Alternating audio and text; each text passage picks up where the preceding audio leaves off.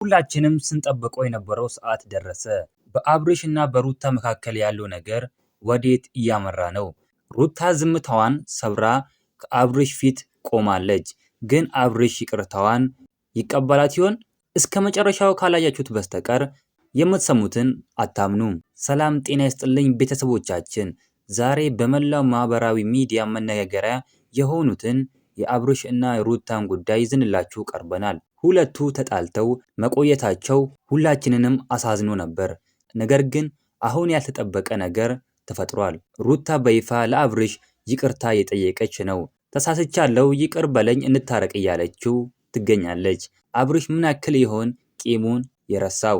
ይሁን ወይስ ነገሩ ሌላ መልክ ይዟል? ሩታ በቪዲዮዋ ላይ በጣም ተጸጽታ ነው የታየችው።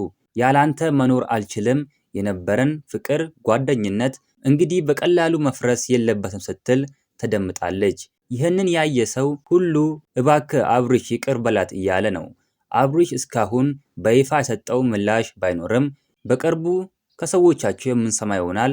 መረጃው ግን በጣም አስገራሚ ነው።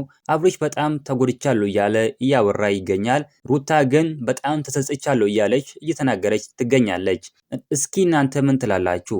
አብርሽ ሩታን ይቅር ሊላት ይገባል? ፍቅር ይቅርታ አያቅተውም ወይስ የተሰበረ ነገር አይገጠምም? አሁኑኑ ኮሜንት ላይ ይታረቁ እያላችሁ ኮሜንት ላይ ጻፉልኝ። እኛ ግን ቢታረቁ በጣም ደስ ይለናል። የሁለቱ አንድነት ለብዙዎቻችን ደስታ ነው።